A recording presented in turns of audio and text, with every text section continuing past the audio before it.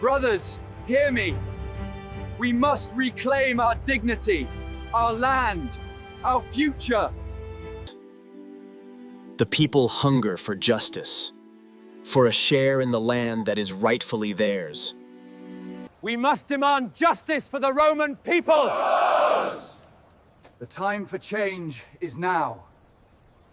Imagina Rome, not as the sprawling empire of marble and emperors we often picture, but as a city on the brink, a republic teetering on a knife's edge. This is Rome in the 2nd century BCE, a city flush with victory, but riddled with hidden fractures. Welcome, history lovers, to our journey back in time, where we uncover the deep-seated problems that would ignite one of the most tumultuous periods in Roman history. Just decades before, Rome had stared into the abyss. Hannibal and his Carthaginian army had ravaged Italy, bringing the Republic to its knees. But Rome, through sheer grit and determination, had not only survived but triumphed. The Punic Wars were over. Carthage was a smoldering ruin, and Rome was the undisputed master of the Mediterranean. Victory brought unimaginable spoils. From Spain, silver flowed in a seemingly endless river. From Greece and the East came gold, art, and a flood of new ideas. From North Africa, vast shipments of grain fed the burgeoning city. Rome was richer and more powerful than ever before. On the surface, it was a golden age. The city was expanding. New temples and public buildings were rising, and the elite were indulging in luxuries previously unknown. But if you scratched beneath that gilded surface, you'd find a society rotting from within. This new wealth wasn't shared equally. In fact, it was doing the opposite. It was creating a chasm between the haves and the have-nots, a gap wider than the Tiber River itself. The super-rich, the senatorial class, and the equestrians were getting astronomically wealthier. They used their newfound capital to buy up huge swaths of land, creating massive agricultural estates known as labor. These weren't your average family farms. They were colossal agribusinesses, often spanning thousands of acres. So, who was working this land? Not the traditional Roman city. The endless wars had taken their toll. While the wealthy generals and senators profited, the common soldier, the backbone of the Roman army, paid the price. These were the small farmers, the men who had left their plows to fight for Rome. They would spend years, sometimes over a decade, on campaign.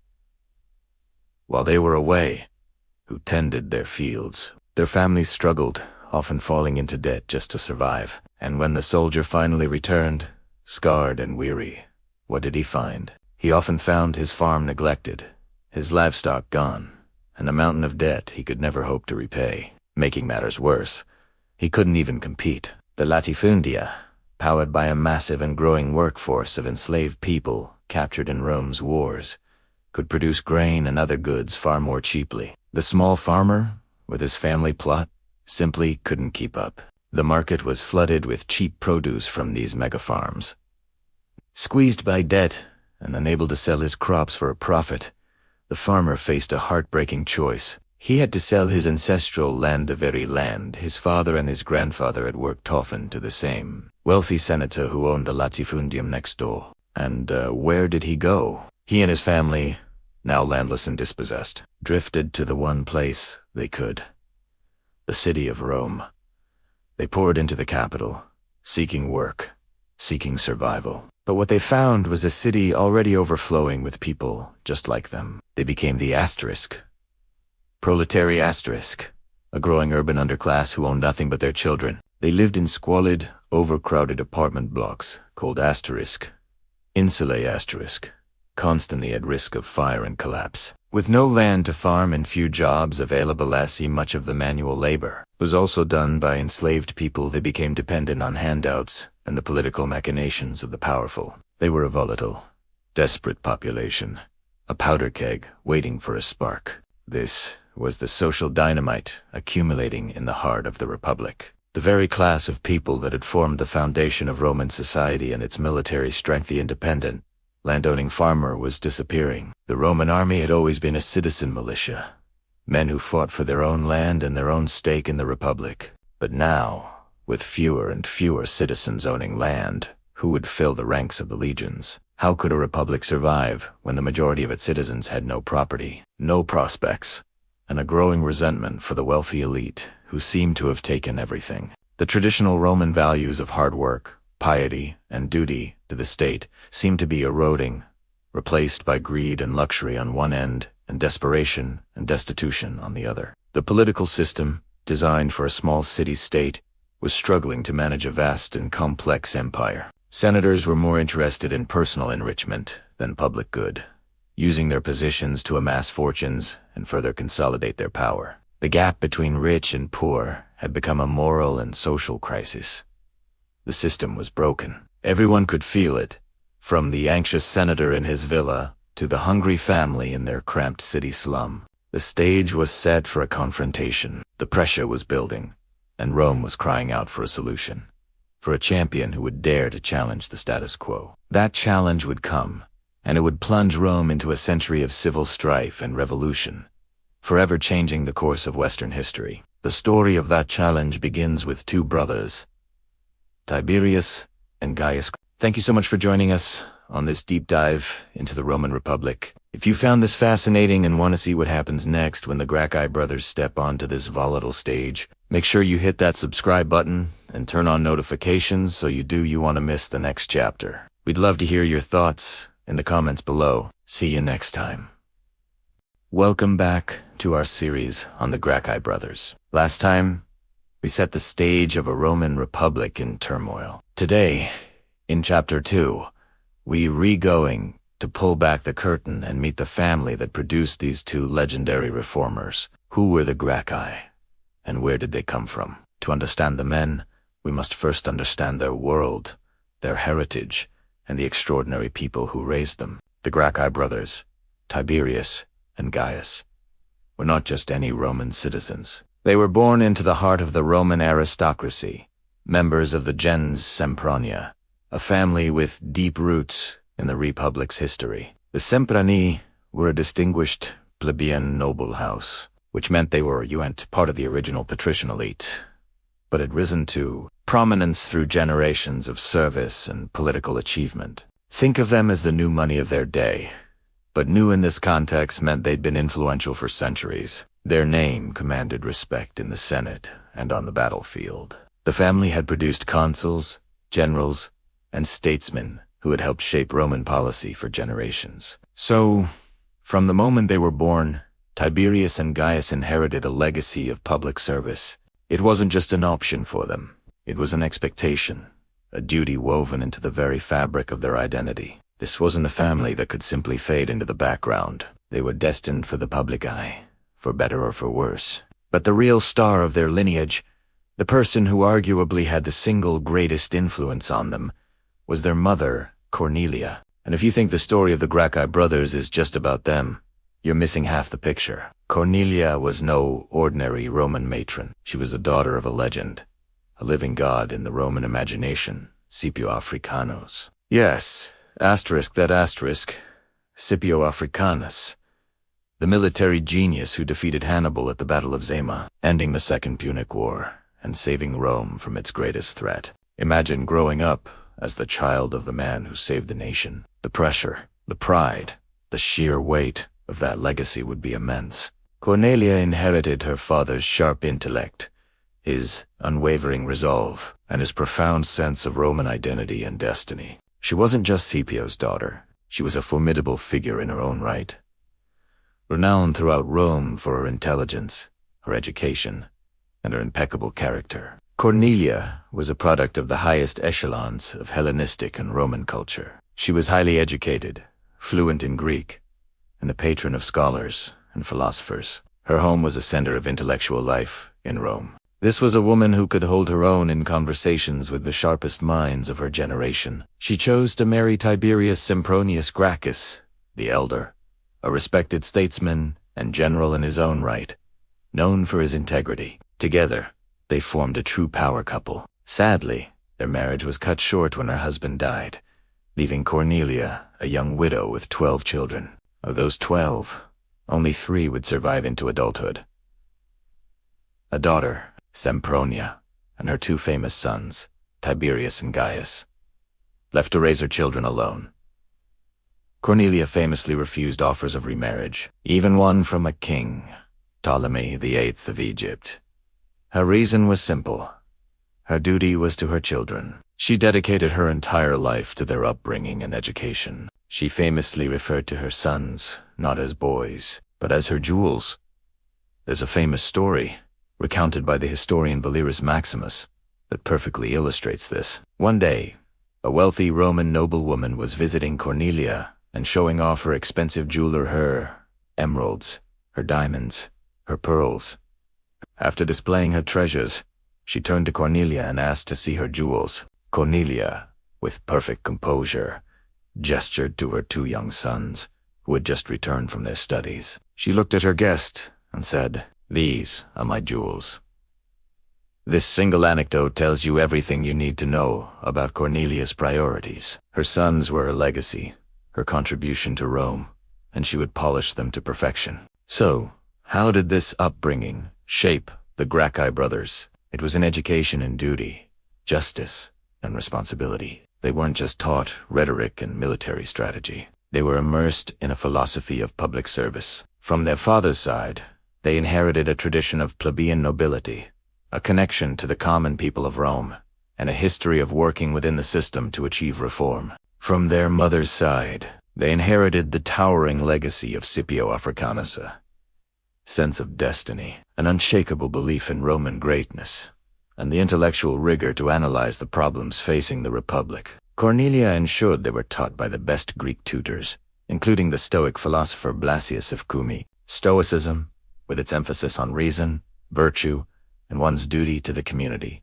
deeply influenced the brothers, especially Tiberius. It taught them that true nobility wasn't about wealth or lineage, but about living a virtuous life dedicated to the greater good. This unique combination of influences created a potent mix. They had the pedigree of the elite, but were taught to care about the plight of the common citizen. They had the finest education money could buy, but it was an education that stressed moral duty over personal gain. They grew up hearing stories of their grandfather who saved Rome from an external enemy, Hannibal. Is it any wonder, then, that they grew into men who saw a new enemy threatening Rome, this time from within? The growing inequality, the loss of small farms, the corruption of the elite, these were the new threats they felt destined to confront. Their family background didn't just give them a platform, it gave them a mission. It instilled in them a profound sense of justice and an unyielding belief that the sons of Cornelia and the grandsons of Scipio were the ones who had to act. They were the jewels of the Republic, and they were about to be put to the ultimate test. Next time, we'll dive into the life of the elder brother, Tiberius Gracchus, and explore the specific events that lit the fuse of his revolutionary reforms. The stage is set, the characters are in place, and the story is about to ignite. Thanks so much for watching. If you're enjoying this journey into Roman history, please hit that like button. And don't forget to subscribe and turn on notifications so you don't miss the next chapter. We'll see you then.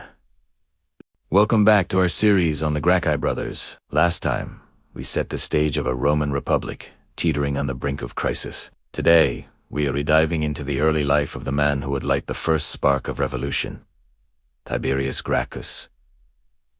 Who was this man before he became a legend? Let's find out. Tiberius Sempronius Gracchus was born around 163 BC into the absolute pinnacle of Roman society. Think of the most powerful families in Rome.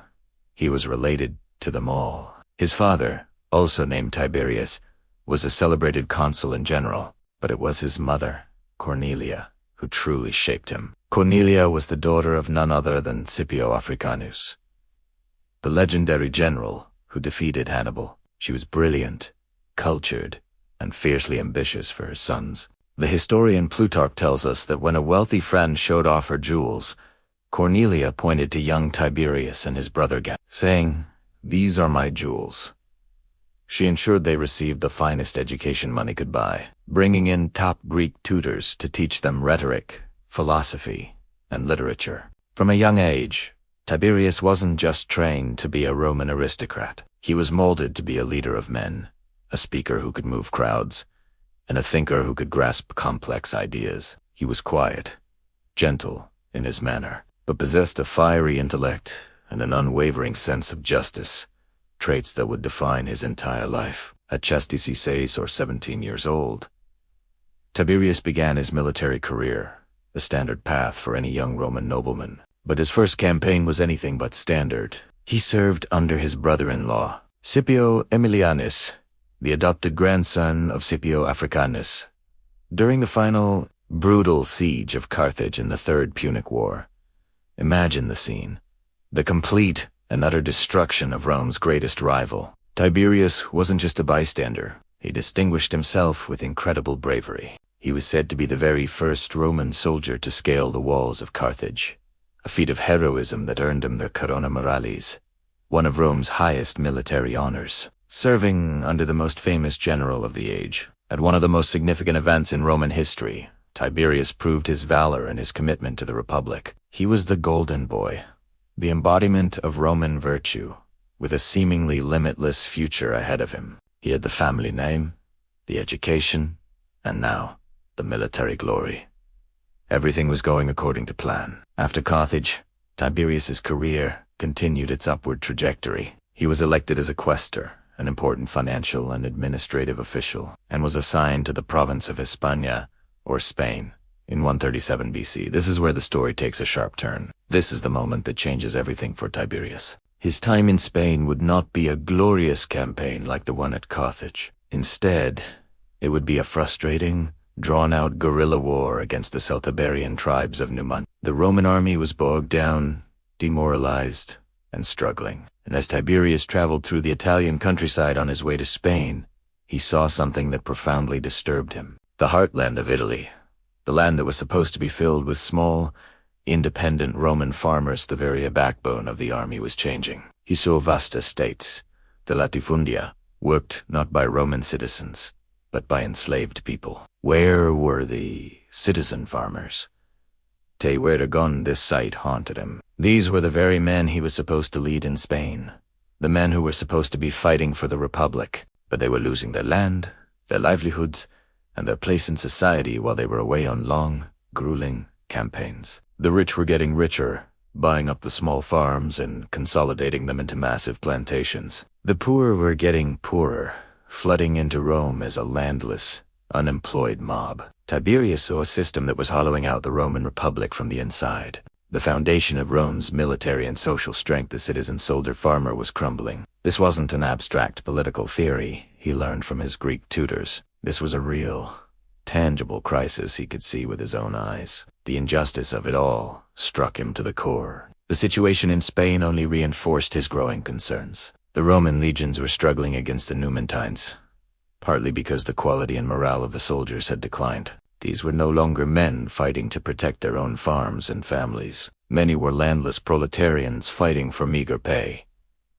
The campaign turned into a disaster. The Roman consul, Gaius Hostilius Mancinus, led his army into a trap and was forced into a humiliating surrender. The entire army of 20,000 men was at the mercy of the Numantines. Who did the Numantines trust to negotiate a treaty? Not the disgraced consul, but the young quaestor known for his integrity and his famous family name Tiberius Gracchus. Tiberius, drawing on the respect his father had earned in Spain a generation earlier, negotiated a treaty that saved the lives of every single Roman soldier.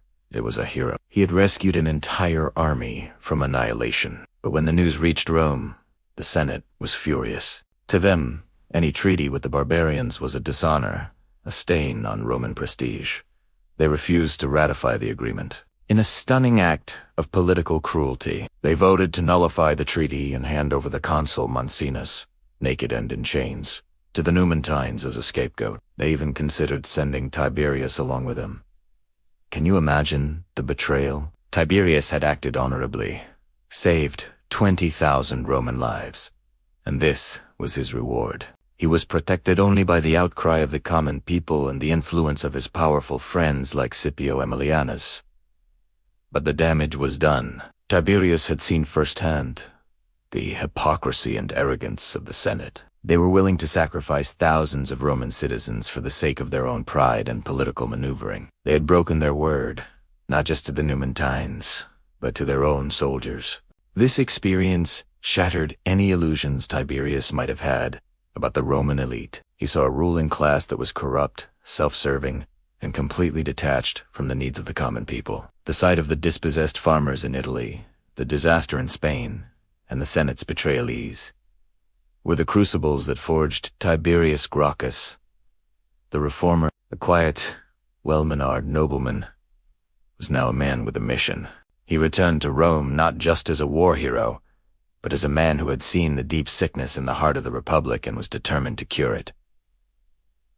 What would this cure look like? How would one man challenge the entire power structure of Rome? That is where our story will pick up next time. As Tiberius Gracchus runs for the office of tribune of the plebs and proposes a law that will shake the Republic to its very foundations. Thank you so much for watching. If you're enjoying this deep dive into Roman history, please hit that like button, subscribe to the channel, and ring the bell so you don't miss the next chapter. We'll see you then. Hello everyone, and welcome back to our series on the Gracchi brothers. In our last chapter, we saw the social and economic storm clouds gathering over the Roman Republic. Today, we dive into chapter 4, where one man steps forward, determined to redirect the course of history. Tiberius Gracchus enters politics. The year is 133 BCE. Rome is buzzing with political energy, and at the center of it all is the election for the tribune of the plebs. This wasn't just any office, it was the people's shield, a position created to protect the common citizens from the overreach of the powerful. And who steps up to champion the plebeians? None other than Tiberius Gracchus, a man from a noble lineage, but with a heart for the common Roman. His election was a moment of immense hope for the landless and the poor. They saw in him not just a politician, but a savior. Imagine the scene at the Roman Forum.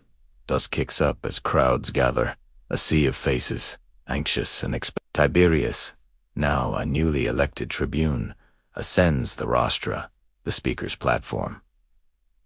This is his moment. He doesn't waste it on empty platitudes. Instead, he speaks with a passion that electrifies the crowd, his words cutting straight to the heart of Rome's biggest problem, the land crisis. He paints a vivid, heartbreaking picture. The wild beasts that roam Italy have their dens, a place to lay their head. He might have thundered, his voice echoing across the forum. But the men who fight and die for Italy have nothing but the air and the light. They wander from place to place with their wives and children.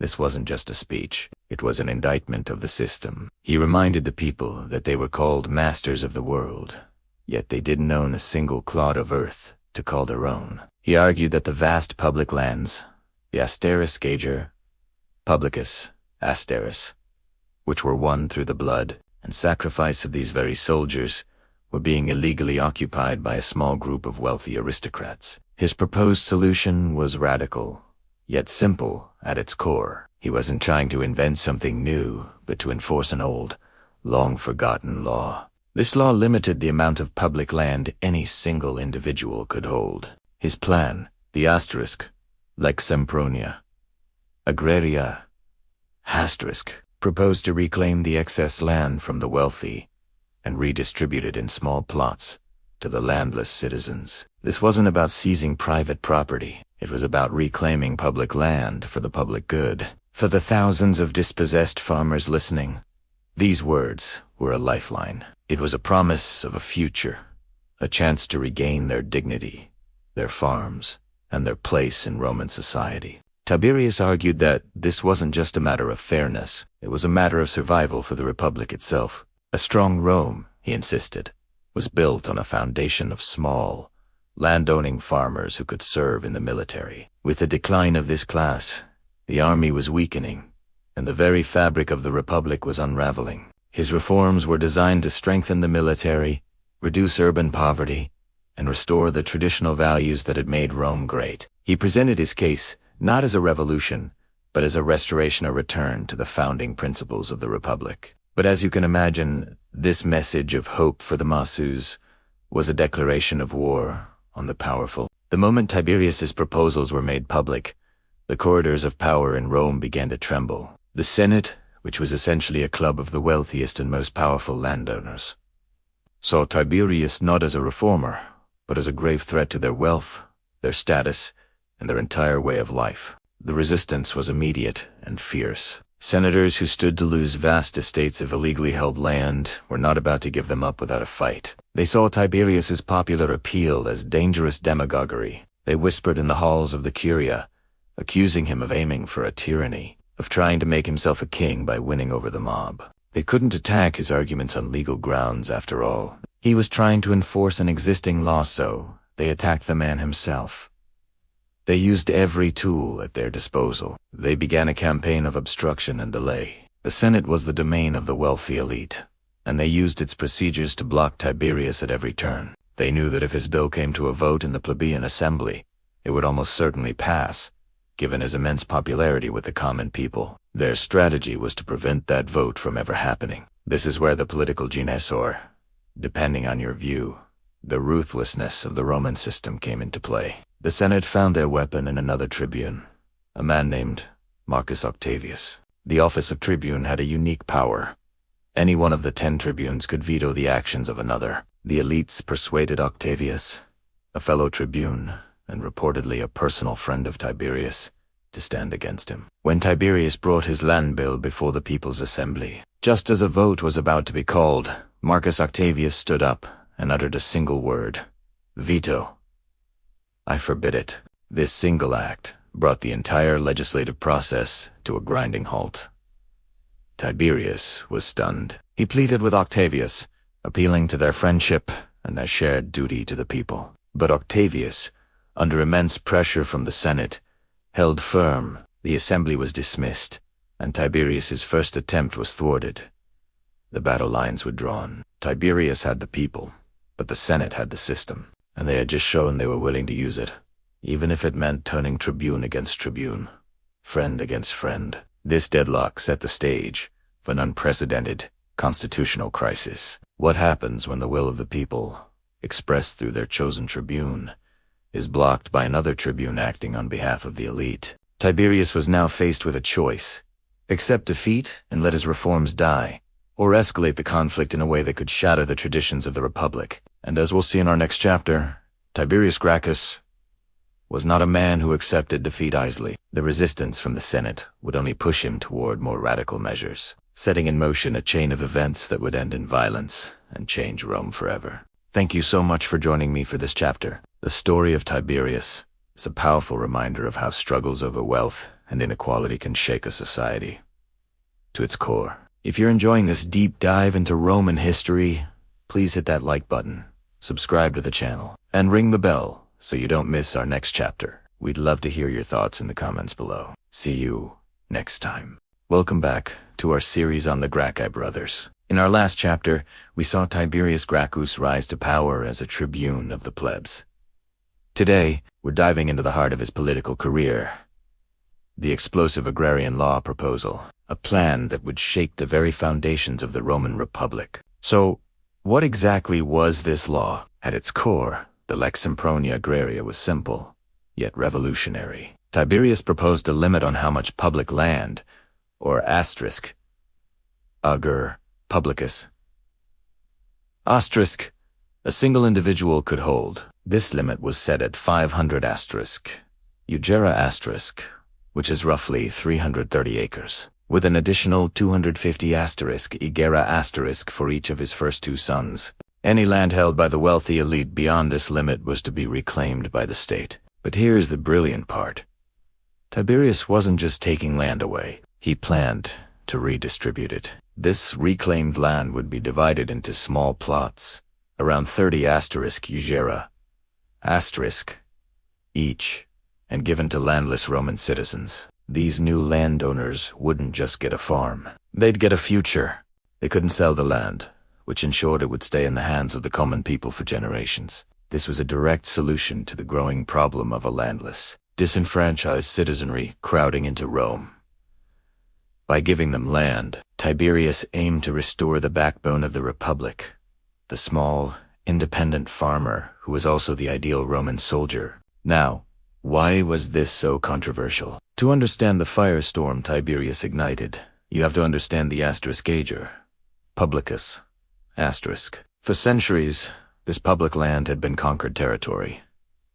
In theory, it belonged to the state. In practice, The wealthy senatorial class had been leasing it for generations, often for a pit. They treated it as their own private property, building massive estates, or latifundia worked by armies of enslaved people. They had invested heavily in this land, building villas and planting vineyards. To them, Tiberius wasn't reclaiming public property. He was stealing their inheritance. Imagine a senator who had inherited a vast estate from his grandfather, who'd inherited it from his great-grandfather. In his mind, that land was his. Now, along comes this young, idealistic tribune, telling him he has to give most of it back. You can imagine the outrage. The Senate, which was essentially a club of these wealthy landowners, saw Tiberius's proposal as a direct attack on their wealth, their power, and their entire way of life. They weren't just losing land. They were losing the economic foundation of their political dominance. On the other side of the coin, you had the common people, the plebeians. For them, Tiberius Gracchus was more than a politician. He was a savior. Picture a man who had lost his family farm, forced to move to the city of Rome to scratch out a living in a crowded, dirty slum. He had no property, no job security, and because he wasn't a landowner, he couldn't even serve in the army, a traditional path to honor and modest wealth. His sons faced the same bleak future. Suddenly, Tiberius offers a glimmer of hope, a chance to own land again, a chance to provide for his family, to regain his dignity, and to once again be a full, contributing member of Roman society. For tens of thousands of people in this situation, the agrarian law wasn't just a policy, it was a lifeline. When Tiberius spoke in the forum, crowds of these hopeful citizens would gather, hanging on his every word. He articulated their frustrations and gave voice to their dreams. His famous speeches painted a vivid picture of the injustice they faced, contrasting the wild animals of Italy having dens to sleep in, while the men who fought and died for Rome had nothing but the air and the light. This created a massive divide in Roman society. On one side, you had the powerful, entrenched aristocracy, furious and fearful, seeing Tiberius as a dangerous demagogue trying to dismantle their world. On the other, you had a passionate, desperate mass of common people who saw him as their champion. The political stage was no longer about settled debate. It was a battleground. The Senate saw Tiberius's popularity as a threat. If he could bypass them and appeal directly to the people, what would stop him from accumulating king-like power? The battle lines were drawn. This intense polarization set the stage for an unprecedented political showdown. The Senate wasn't going to let their wealth and power be legislated away without a fight. They had their own weapons to deploy, political and otherwise, and they were about to use a tool that had been a core part of Roman politics. But never in this way. How did the Senate fight back? They turned to Tiberius's own colleague, another tribune of the plebs. What happens when one tribune uses his power to block another? The constitutional crisis that followed would push the Republic to its breaking point, and that's where we'll pick up in our next chapter. Tiberius, faced with an immovable obstacle, is about to make a choice that will break with all tradition and seal his fate. The fight for the land is about to become a fight for the soul of the Republic itself. Thanks so much for watching. If you're enjoying this deep dive into one of Rome's most pivotal moments, make sure to hit that like button and subscribe so you don't miss the next chapter. We'd love to hear your thoughts in the comments below. Whose side would you have been on? We'll see you next time. Welcome back, history buffs, to our deep dive into the Roman Republic. Today, we're tackling Chapter 6, and things are about to get seriously heated. If you thought Roman politics was just men in togas giving long speeches, think again. We're about to witness a clash that will shake the very foundations of the Republic. So, let's set the scene. The year is 133 BC. Rome is a superpower. But beneath the surface of its sprawling empire, tensions are boiling. The gap between the ultra-rich and the dirt-poor is wider than the Tiber River, and the political atmosphere in the Senate is thick with distrust. It's a powder keg waiting for a spark. And that spark has a name: Tiberius Gracchus. Tiberius, a young, ambitious tribune of the plebs, sees the writing on the wall. He sees landless farmers flocking to the city, the army struggling to find recruits, and the wealthy elite hoarding vast estates. He believes that to save Rome, he needs to enact radical land reform. But he also knows something crucial.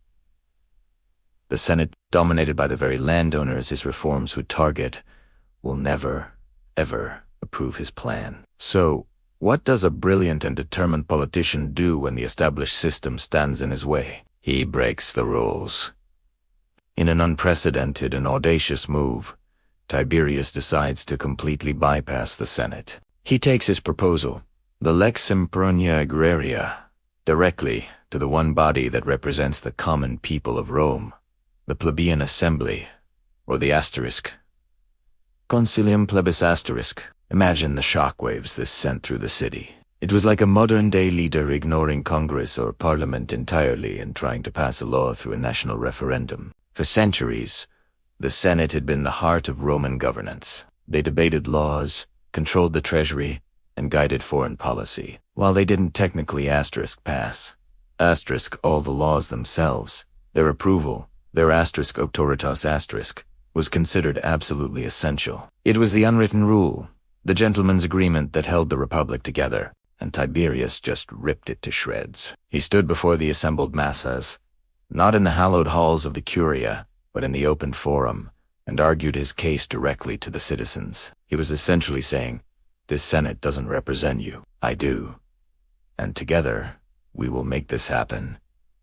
This was more than just a political maneuver. It was a constitutional revolution. Now, let's talk about the reaction. The traditionalists, the conservative senators known as the optimates, were absolutely up. To them, Tiberius's actions were an attack on the mas maiorum the way of the ancestors.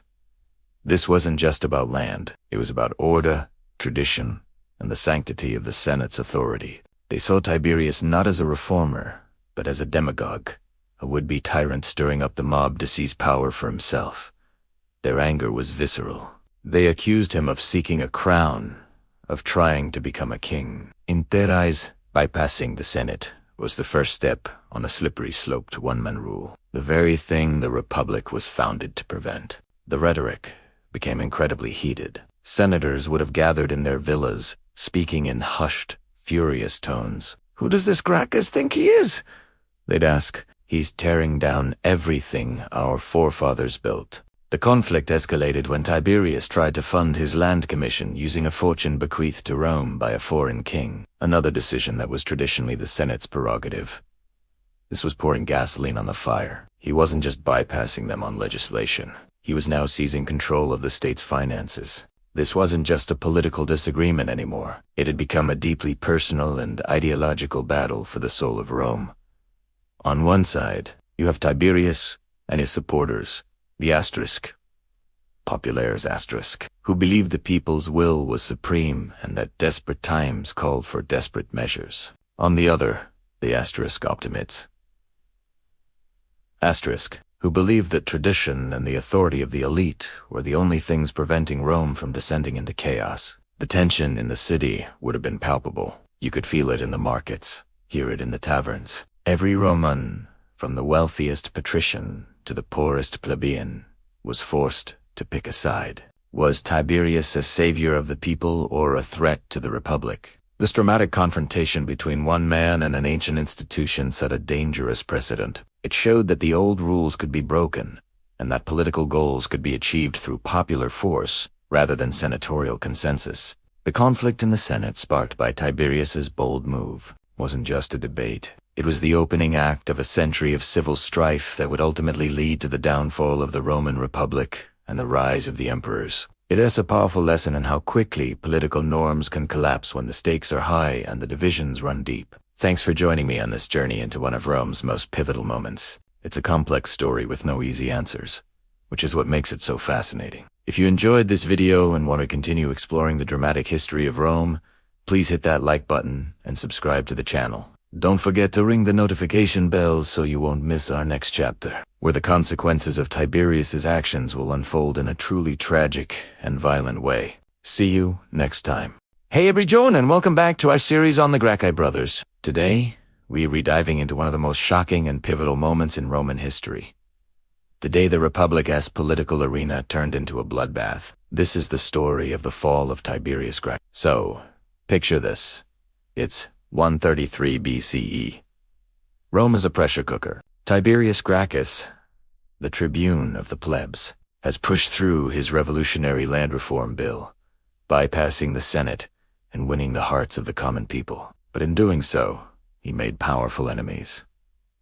The wealthy landowners, the senators, the establishment, they saw him not as a reformer, but as a revolutionary aiming to become a king. The air was thick with tension, and everyone knew something was about to break. The opposition's figurehead was a man named Publius Cornelius Scipio. He was the Pontifex Maximus, the chief priest of Rome, and a cousin of Tiberius. But family ties meant nothing in this high-stakes game. Nasica was a staunch conservative, a defender of the senatorial class, and he saw Tiberius's actions as an existential threat to the Roman way of life. He believed Tiberius was trampling on tradition, on the mos mearum,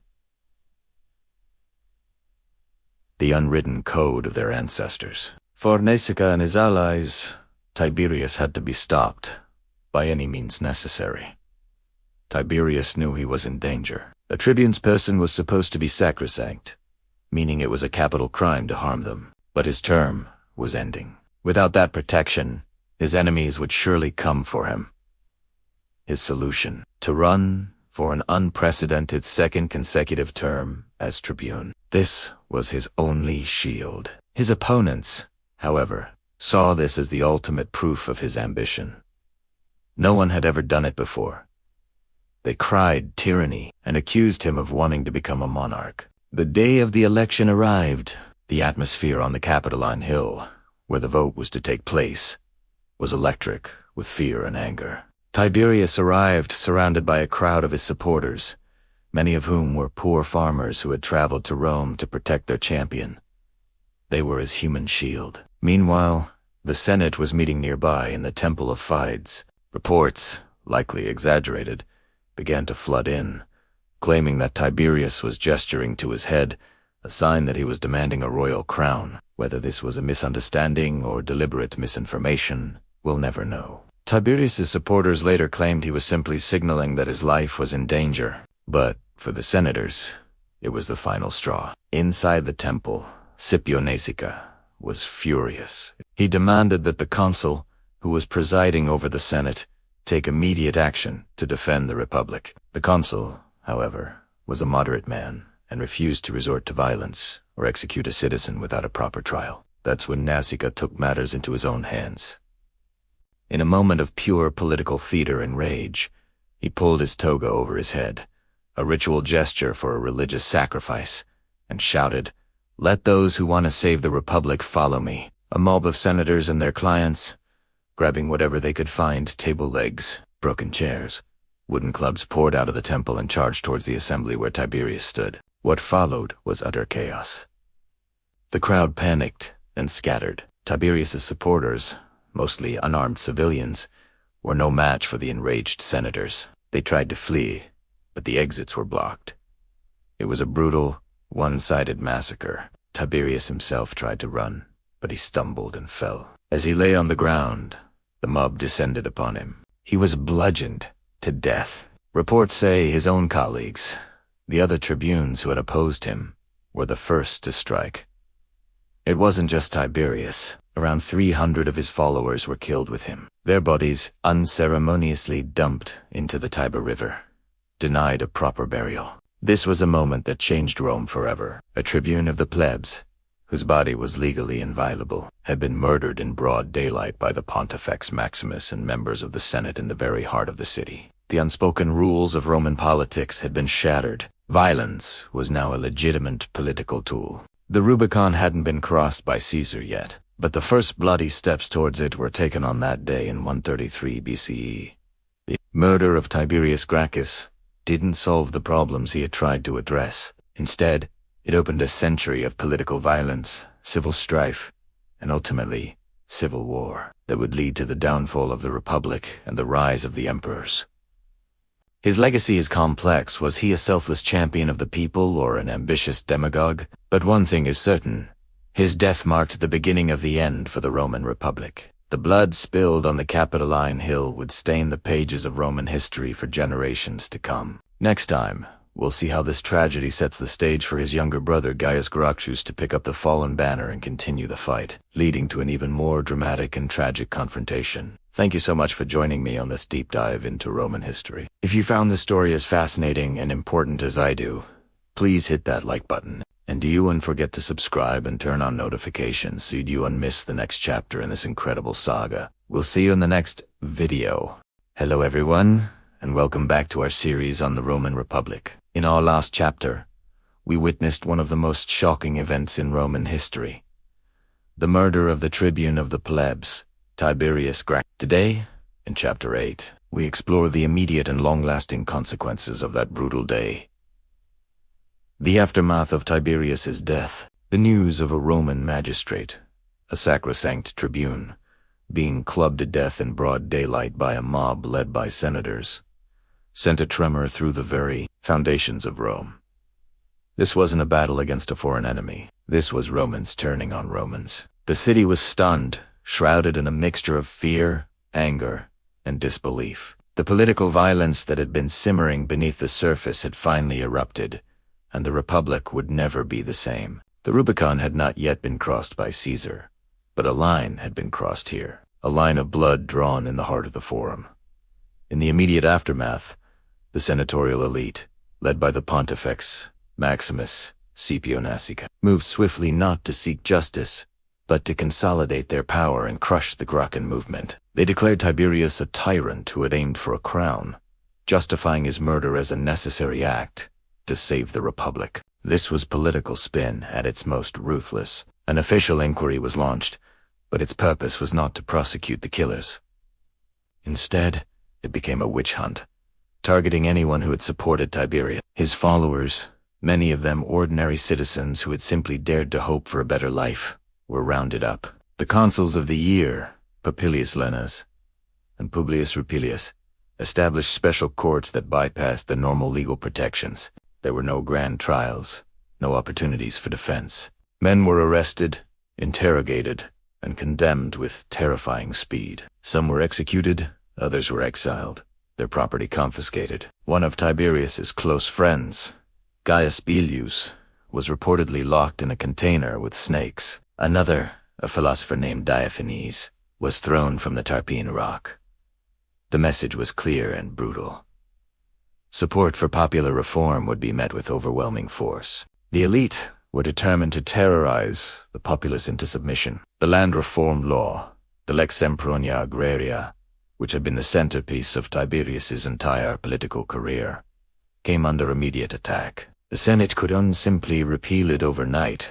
That would have been too blatant and might have sparked another riot. Instead, they began to dismantle it piece by piece. First, they transferred the power to adjudicate land disputes away from the land commission that Tiberius had established. This power was the engine of the reform, the very mechanism that allowed the commission to reclaim public land from the wealthy. By handing this authority back to the consuls, who were invariably members of the conservative elite, they effectively stalled the entire process. The wheels of reform ground to a halt. While the land commission technically still existed, its ability to redistribute land was crippled. The wealthy landowners who had fiercely opposed Tiberius could now breathe a sigh of relief.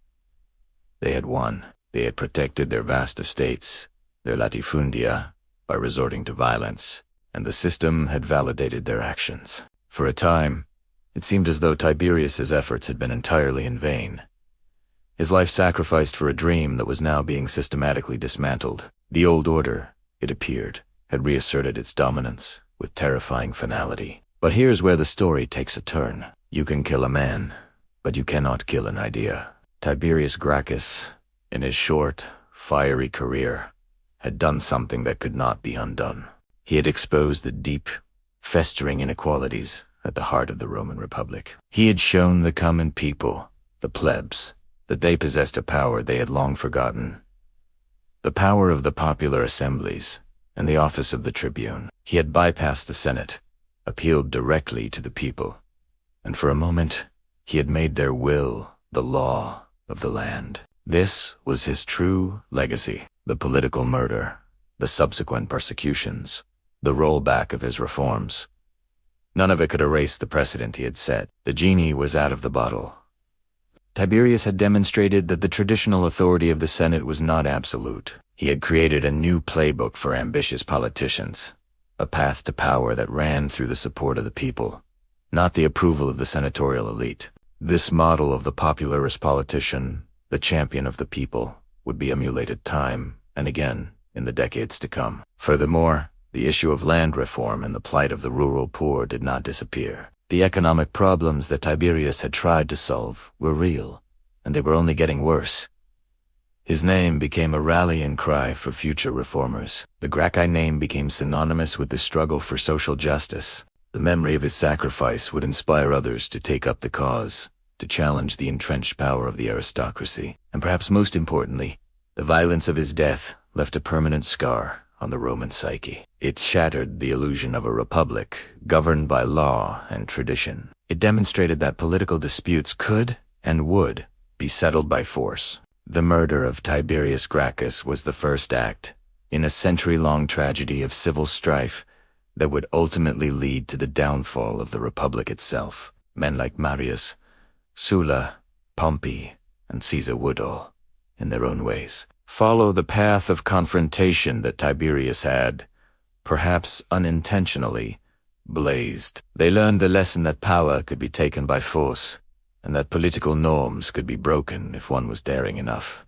So, while his enemies celebrated their victory, they had unknowingly planted the seeds of their own destruction. Tiberius Gracchus lost his life, and his movement was crushed in the short term. But in death, he became something more than a man. He became a symbol, a martyr for a cause that would outlive him and all his opponents. His legacy was not in the acres of land he managed to redistribute, but in the political earthquake he triggered. It asked a fundamental question: who truly held power in Rome, the wealthy few or the Roman people? The violent and bloody century that followed would be the Republic's agonizing answer. And that is where we will leave it for today. The story of the Gracchi is not over. The spirit of reform was suppressed, but not extinguished, and a decade later, it would find a new champion in a man who shared Tiberius's name, his vision, and ultimately, his fate. His younger brother, Gaius Gracchus. Join us next time as we delve into the story of Gaius, who learned from his brother's successes and failures to launch an even more ambitious and revolutionary challenge to the Roman establishment. Thank you so much for watching. If you found this chapter insightful, please hit that like button. And if you haven't already, make sure to subscribe and turn on notifications so you won't miss the next part of our series. We love reading your comments, so please share your thoughts on the legacy of Tiberius Gracchus below. Until next time, stay curious.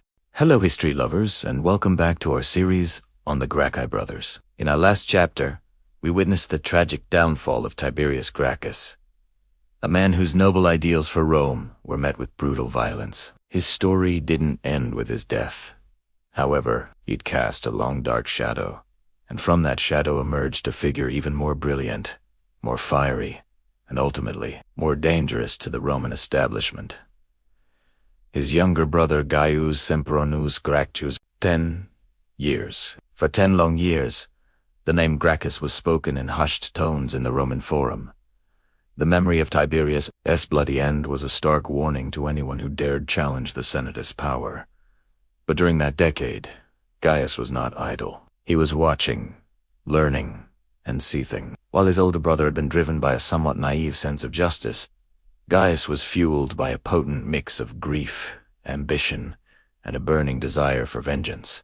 He was a different man entirely. Where Tiberius was earnest, and perhaps a bit awkward in his public speaking, Gaius was a master of the stage. He was a natural orator, a performer who knew how to capture the hearts and minds of the Roman people. His voice could thunder with righteous anger, or soften with persuasive charm. He gestured with a passion that was almost theatrical, pacing the speaker's platform with a restless energy that captivated his audience.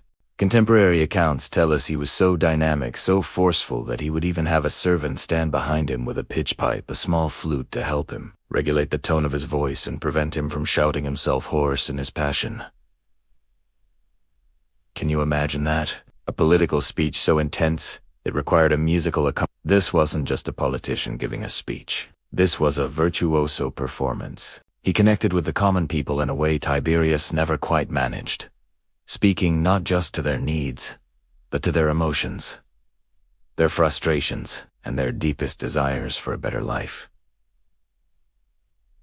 He didn't just propose laws. He wove narratives of injustice and hope that made the Roman plebs feel seen and heard for the first time in generations. But Gaius was more than just a showman. He was also a keen political strategist. He had meticulously studied his brother's failure. He understood the fatal flaws in Tiberius's approach. Tiberius had been reactive, proposing a single, monumental land reform bill that made him an immediate and singular target for the entire senatorial class. He had painted a bullseye on his own back. Gaius knew he couldn't make the same mistake. His plan would be far more comprehensive, more insidious, and much, much harder to dismantle. One of the key lessons Gaius learned was the danger of isolation. Tiberius had relied almost solely on the support of the rural poor, a powerful group, but one that was difficult to mobilize and keep in the city for long. Gaius knew he needed to build a broader coalition. He needed to fracture the elite's power base and win over new allies. He couldn't just fight the Senate. He had to turn a part of the Roman power structure against itself. This meant looking beyond the landless farmers and appealing to other disgruntled groups within the complex Roman social hierarchy. His primary target was the equites, the equestrian class. These were the businessmen of Rome, the bankers, the tax collectors, the public contractors. They were wealthy and influential, but they were not senators. They were often in direct competition with the senatorial elite for lucrative government contracts and provincial power. They were the new money versus the old money, and there was plenty of resentment simmering just beneath the surface. Gaius saw this and devised a brilliant plan to exploit it. He would offer them power, prestige, and profit, turning them into a powerful counterweight against the Senate. The second lesson was one of legislative strategy. Tiberius had put all his eggs in one basket with his agrarian law. When the Senate blocked it, he was left with few options other than to escalate the constitutional crises. Gaius, on the other hand, would unleash a torrent of legislation. It wouldn't be a single, overwhelming reform, but a series of calculated, popular, and interlocking proposals. This legislative blitzkrieg was designed to keep his opponents constantly on the defensive, unable to focus their resources to defeat any single measure. More importantly, each law was designed to win over a different segment of the population, building his support base piece by piece. He would propose a law to stabilize the price of grain for the urban poor, securing their loyalty. He would propose judicial reforms to give the equites more power, securing their alliance. He would propose public works, projects, roads, granaries, bridges to create jobs and spread wealth, winning over laborers and merchants. Each proposal was a stone laid in the foundation of his power, making him more popular and more untouchable with every passing day. Finally, and perhaps most poignantly, Gaius learned the harsh reality of political violence. His brother had believed, at his core, in the sanctity of Roman law and tradition. He believed that his status as a tribune of the plebs, a sacred and inviolable office, would protect him. Was dobleran, Gaius harbored no such illusions. He understood that when persuasion failed, his enemies would resort to force. While he never openly commanded a private army, there was an implicit understanding that his supporters were a force to be reckoned with. The atmosphere in Rome during Gaius's tribuneship was electric, charged with tension. Everyone remembered what had happened to Tiberius, and everyone knew that this time, the stakes were even higher. Gaius walked a razor's edge, using the implied threat of popular unrest as a shield, while his enemies sharpened their daggers in the shadows, waiting for their moment to strike. He had learned from his brother's fate that the game of Roman politics was not just about votes and laws. It was about survival. So as Gaius Gracchus stepped onto the political stage, he was not simply Tiberius's younger brother seeking to finish what was started. He was a new and more formidable force. He possessed his brother's ideals, but they were now sharpened by grief, tempered by political cunning, and backed by a far more sophisticated strategy. He had learned from Tiberius's martyrdom, and he was determined not to share his fate. But in doing so, he would push Rome even closer to the brink of civil war. The story of Gaius is the story of a political genius who, in trying to save the Republic, may have accelerated its destruction. Thank you so much for watching. Join us next time as we dive into the specifics of Gaius. revolutionary legislative program and see how he brought the Roman Republic to a fever pitch. If you're enjoying this deep dive into Roman history, please consider liking this video and subscribing to the channel. Your support helps us continue to bring these incredible stories to life. See you in the next chapter. Welcome back to our series on the Gracchi brothers. Last time, we witnessed the tragic end of Tiberius Gracchus, a man who tried to reform Rome and paid the ultimate price. But the story of the Gracchi doesn't end in a torrent of violence and despair. It continues, fueled by the same passion for justice in the heart of his younger brother Gaius. Today, we're diving into chapter 10. Gaius's rise to tribune. 9 years had passed since Tiberius's death. The memory of that day still hung heavy in the air of Rome. The ruling class, the optimist, thought they'd extinguished the fire of reform. They were wrong. They had only fanned the embers, and in 123 BC, those embers would ignite into a blazing inferno with the election of Gaius Gracchus as tribune of the plebs. From the moment he stepped onto the rostra, it was clear that Gaius was not just his brother's shadow. He was a political force of nature in his own right, perhaps even more formidable. Where Tiberius was earnest and sometimes single-minded, Gaius was a master strategist, a charismatic orator, and a man with a vision that was far broader and more ambitious than anyone had anticipated. He wasn't just here to finish his brother's land reform. He was here to fundamentally reshape the Roman Republic. His first moves were electric. Gaius didn't just propose one law. He unleashed a torrent of legislation, a comprehensive program designed to dismantle the corrupt power structures that had taken his brother's life and oppressed the Roman people for generations. He understood that to succeed where Tiberius had failed, he couldn't rely on the support of the common people alone. He needed to build a broader coalition, a task many thought impossible. One of his most famous laws was the lex frumentaria, the grain law. This groundbreaking legislation guaranteed every Roman citizen the right to buy a certain amount of grain each month from public granaries at a subsidized, stable price. This wasn't just a handout. It was a direct assault on the power of wealthy landowners who manipulated food prices for their own profit. For the urban poor, who often teetered on the brink of starvation, this was a lifeline. Suddenly, Gaius Gracchus wasn't just a politician. He was their savior. The streets of Rome buzzed with his name, and his support among the plebeians became unshakable. But Gaius knew the people's love wasn't enough. He needed to fracture the elite, to turn parts of the establishment against itself. His next target was the judiciary. At the time, the juries that tried corrupt provincial governors were composed entirely of senators. This was a classic case of the fox guarding the henhouse. A senator accused of corruption was essentially being judged by his peers, who might one day find themselves in the same position. Acquittals were common, and justice was a farce.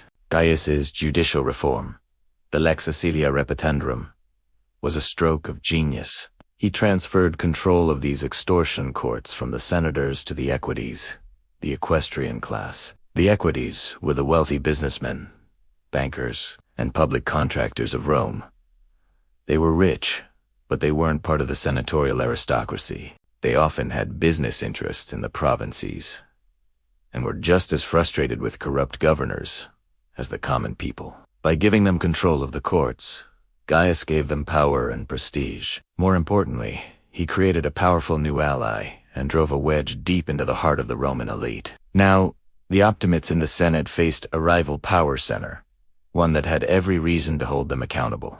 Gaius wasn't done. He looked beyond the city of Rome, to the Italian allies who had fought and bled for the Republic, but were denied the rights of citizenship. He proposed extending Roman citizenship, a radical idea that showed the breadth of his vision. He also initiated a massive public works program, building roads, bridges, and storehouses. This not only improved infrastructure but also created thousands of jobs, further cementing his popularity with the working class. Through this whirlwind of activity, Gaius Gracchus proved himself to be a political virtuoso. He was a showman, a brilliant speaker whose words could move the masses to tears or to righteous anger. But behind the charisma was a razor-sharp political mind.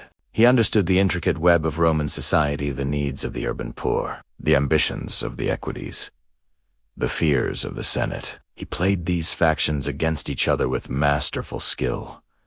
For a time, it seemed like he was invincible. He had the adoration of the people and a powerful alliance with the equestrian class. Even some senators, seeing the writing on the wall, or perhaps genuinely believing in his cause, began to quietly support him.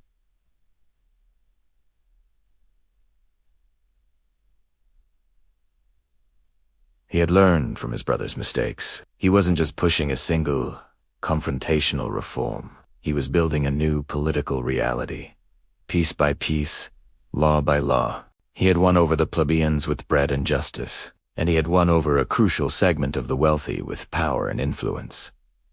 The Optimates were stunned. They had thought the Gracchus problem was solved. Now, they faced a new Gracchus, one who was smarter, more strategic, and more popular than the first. He had succeeded in building a coalition that his brother could only have dreamed of.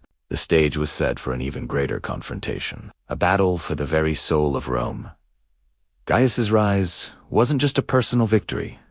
It was a revolution in the making. The old guard was on the defensive, and for the first time in a long time, it felt like real, lasting change was within reach. But as we know from history, when power is challenged so fundamentally, the reaction is often swift and brutal. Gaius's incredible success had also painted a giant target on his back. His enemies in the Senate were regrouping, and they would not make the same mistakes twice. Join us next time as we explore the explosive consequences of Gaius's reforms, and the Senate's desperate, deadly plan to stop him. The story of the Gracchi is far from over. Thank you so much for watching. If you're enjoying this journey through Roman history, please hit that like button, and if you haven't already, subscribe and ring the bell so you don't miss the next chapter. We truly appreciate your support. See you next time. Hello everyone, and welcome back to our series on the Gracchi brothers. Last time, we left off with Tiberius's initial, groundbreaking land reforms. Today, we're diving into chapter 11, where we'll see his younger brother, Gaius Gracchus, pick up the torch and expand these reforms into a full-blown political and social revolution. If Tiberius lit the match, Gaius fanned the flames, and the Roman Republic would never be the same. So, what was Gaius's game plan? It was far more ambitious and comprehensive than his brother's. He wasn't just focused on land. He aimed to reshape the very power structure of Rome. His first major move was the lex frumentaria, or the grain law. This was a games. For the first time, the Roman state would sell grain to its citizens in the city at a subsidized, stable price. Now, this wasn't just a handout. Think about it from the perspective of a poor Roman citizen. Your life was precarious. A bad harvest or a spike in market prices could mean starvation for your family. This law provided a crucial safety net, a degree of food security that had never existed before. It immediately made Gaius a hero to the urban poor, the asterisk plebs, urbana asterisk, and secured him a powerful and loyal base of support right in the heart of Rome. Of course, the wealthy elites, the Optimates, were furious. They saw this as buying votes and draining the state treasury, but for the common person, it was a lifeline. But Gaius wasn't done with the land issue. He enthusiastically continued and expanded his brother's land redistribution program. The Land Commission, which Tiberius had established, was revived and given even more power. They continued the work of reclaiming public land that had been illegally occupied by the wealthy and redistributing it to landless citizens. This addressed the root cause of poverty for many Romans who had been displaced from their farms. Gaius, however, saw that just giving out land in Italy wasn't enough. There were simply too many landless people. So, he proposed a truly radical solution: founding new colonies. And not just in Italy, he planned to establish colonies overseas, most notably on the former site of Rome's greatest enemy, Carthage. This was audacious. The plan was to send thousands of Roman citizens to these new settlements, giving them a fresh start with their own plot of land. It was a brilliant way to solve overcrowding in Rome, provide for the poor, and expand Roman influence all at once. Imagine the hope this offered a family living in a crowded, dirty apartment in Rome. The chance to own their own farm and build a new life. These economic and social reforms were already shaking the foundations of the Republic, But Gaius's next move was a direct assault on the Senate's power. He introduced a series of judicial reforms that were incredibly clever and politically savvy. At the time, the juries that heard cases of corruption and extortion, particularly those involving provincial governors, were composed entirely of senators. Now, can you see the problem here? A senator is accused of extorting a province, and his jury is made up of his fellow senators. It was a system ripe for corruption, where friends would let friends off the hook.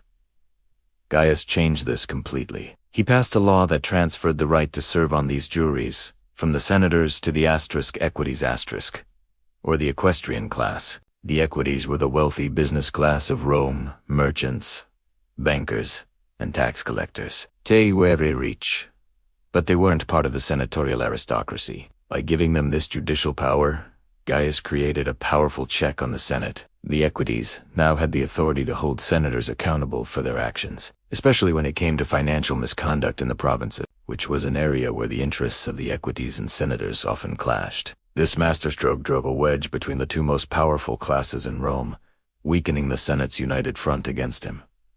So let's recap Gaius's strategy. He secured the loyalty of the urban poor with subsidized grain. He won over the rural poor and landless veterans with continued land redistribution and the promise of new colonies. And he gained a powerful new ally in the equestrian class by giving them control of the courts. He was building a broad coalition, a popular movement that challenged the traditional authority of the Senate from multiple angles. Unlike his brother, who had perhaps been a bit naive in his approach, Gaius was a political operator. He understood that to enact real change, he needed to dismantle the old power structures and build new ones. He held the office of tribune of the plebs for 2 consecutive years, using his authority to push through this sweeping legislative agenda. For a brief period, he was arguably the most powerful man in Rome, directing policy and commanding immense popular support.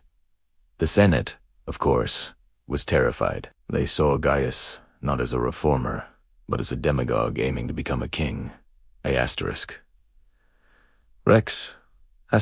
They had killed his brother for a much less ambitious program. Now, they were faced with a more popular, more politically astute, and more dangerous version of a Gracchus brother. The stage was set for an even more dramatic and violent confrontation than the one that had claimed Tiberius's life. How would the Senate respond to this multi-pronged attack on their power? And could Gaius succeed where his brother had failed? We'll explore the Senate's counterattack and the tragic conclusion to Gaius's story in our next chapter. The stakes were higher than ever, and the outcome would push the Roman Republic even further down the path toward civil war. It's a gripping tale of political genius, popular revolution, and the desperate struggle for power in ancient Rome. Thank you so much for joining me today. I hope this gives you a clearer picture of just how radical and comprehensive Gaius Gracchus' reforms truly were. If you enjoyed this video and want to find out what happens next, please hit that like button, subscribe to the channel, and ring the notification bell so you don't miss the next chapter. See you next time. Hello and welcome back to our series on the Gracchi brothers. Today, in Chapter 12, we're diving deep into the turbulent aftermath of Gaius Gracchus' groundbreaking reforms. We'll explore the intense dynamics of support and resistance that defined his final years. Ready? Let's get started. When Gaius Gracchus stepped onto the political stage, he didn't just walk, he stormed. His connection with the Roman people was electric. Imagine the scene in the Forum. Thousands of ordinary citizens, from artisans and farmers to the urban poor, hanging on his every word. Why? Because Gaius spoke their language. He didn't just offer abstract promises. He delivered tangible benefits that changed their daily lives. His grain law, the lex fermentaria, was revolutionary. For the first time, the state guaranteed a monthly ration of grain to citizens in Rome at a stable, subsidized price. This wasn't just a handout, it was a lifeline. In a city where the price of food could skyrocket due to bad harvests or speculation, this law provided unprecedented security. It meant families no longer had to live in constant fear of starvation. This single act cemented his status as a hero of the people, their champion against the harsh realities of urban life. But his support went far beyond the grain dole. Gaius's massive public works projects were another masterpiece. He initiated the construction and repair of roads, bridges, and public buildings. This wasn't just about improving infrastructure. It was a massive job creation program. Thousands of laborers, stonemasons, and engineers found steady employment. You could literally see the city transforming around you, with every new road paved and every new granary built, serving as a testament to Gaius's commitment to the common citizen. This visible progress created a powerful bond between him and the working class.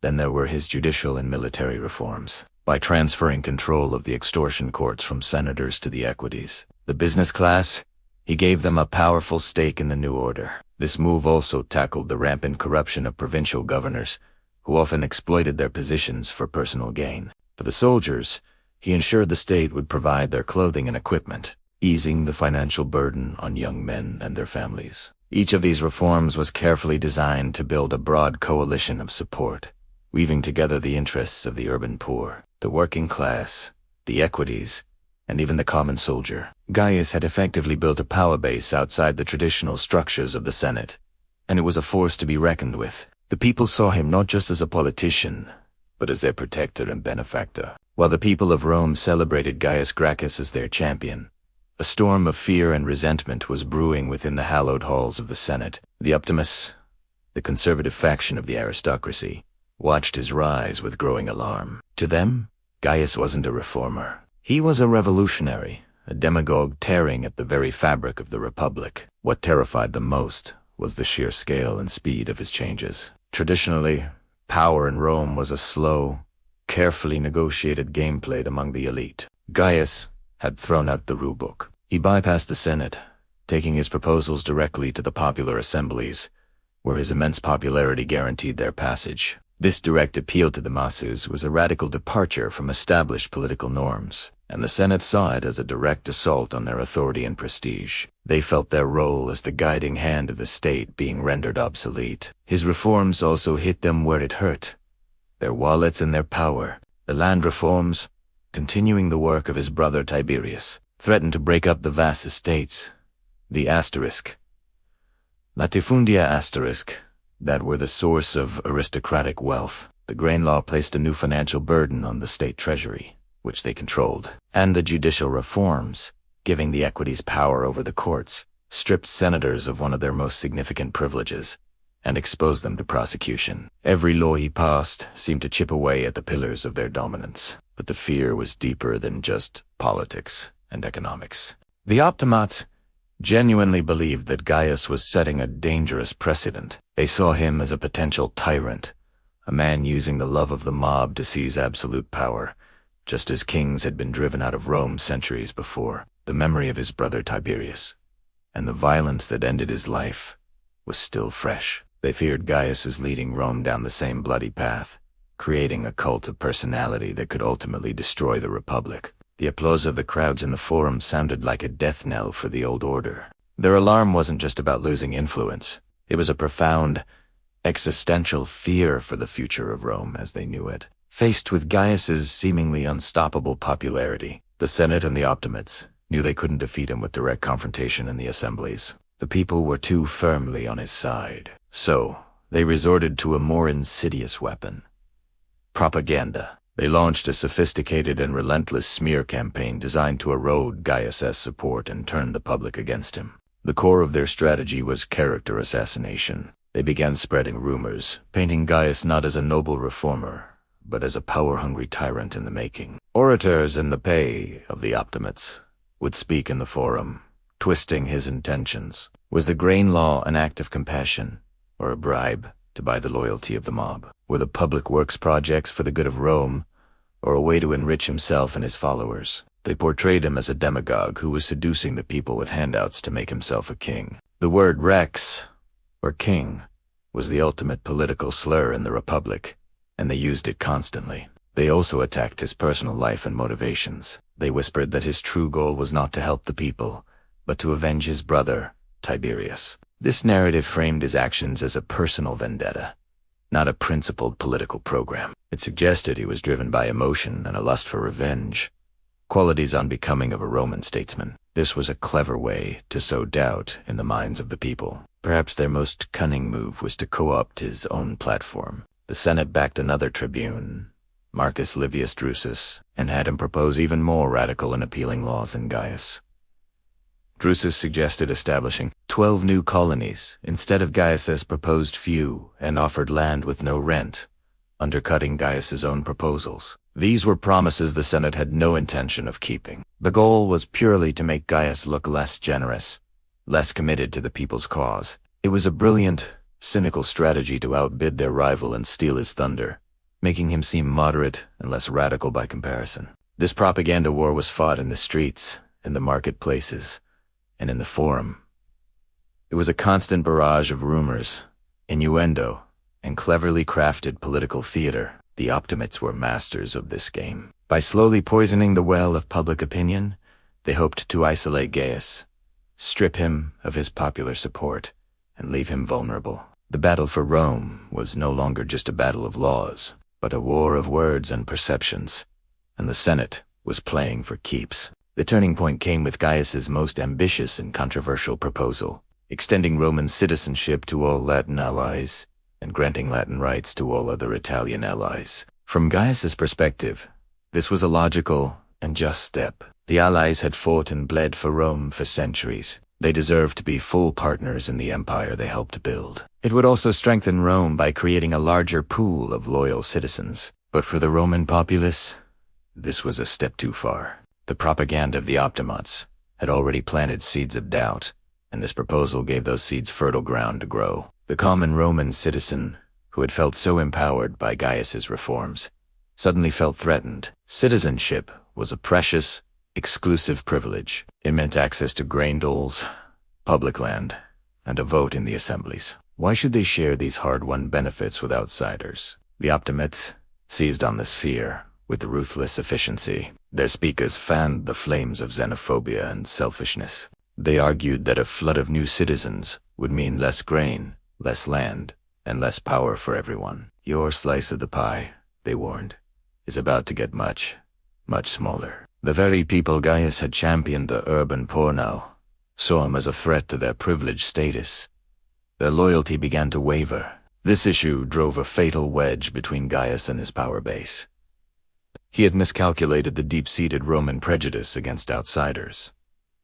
While he was away overseeing the founding of a new colony in Carthage, another move his enemies used to claim he was abandoning Rome as political standing crumbled. The propaganda, the rival tribune Drusus, and the deeply unpopular citizenship proposal all combined to create a perfect storm. When Gaius returned to Rome and stood for re-election as tribune for a third time, he lost. The magic was gone. The champion of the people had lost the people. Stripped of the legal immunity that came with his office, Gaius Gracchus was now exposed, isolated, and at the mercy of his sworn enemies. The stage was set for the final, tragic act. Thank you so much for joining me for this chapter. The story of Gaius Gracchus is a powerful lesson in the complexities of power, populism, and political warfare. If you found this interesting, please hit that like button and subscribe to the channel so you don't miss our next episode, where we'll cover the dramatic and violent conclusion to his story. See you next time. Welcome back to our journey through Roman history. Today, we arrive at a crucial moment, a true turning point that would ripple through the very foundations of the Republic. Chapter 13. The story of Gaius Gracchus's final, fateful stand. The year is 122 BC. Gaius Gracchus, the people's champion, has spent his term as tribune tirelessly working for the common Roman. He's passed laws to stabilize grain prices, built roads to connect the countryside, and established colonies to give landless citizens a new start. The plebeian class adores him. He is their hero, their voice against the entrenched power of the Senate. As the election for the next term approaches, his re-election seems not just possible, but inevitable. The energy in Rome is electric. His supporters believe they are on the cusp of a new era, one where the needs of the many finally outweigh the greed of the few. Gaius, however, knows that the work is far from over. His reforms, as popular as they are, have only scratched the surface. To truly secure the future of Rome and safeguard his achievements, he needs to broaden his base of support and address a long-simmering issue that threatens the stability of the entire Italian peninsula. This brings him to his most audacious, most controversial, and ultimately, most dangerous proposal yet. He stands before the assembly, not just as a candidate seeking re-election, but as a visionary with a radical idea. He proposes a law to grant full Roman citizenship to their Latin allies, and a lesser form of citizenship, known as Latin rights, to all other Italian allies. From a strategic perspective, his logic is sound. For decades, these allies have been the backbone of the Roman army. They have fought, bled, and died for the Republic, conquering distant lands and defending its borders. They share the same culture, speak the same language, and worship the same gods. Yet, they are treated as second-class subjects. They pay taxes, provide soldiers, but have no say in the laws that govern them. They can't vote, can't hold office, and can't benefit from the very reforms, like land distribution, that Gaius himself has championed.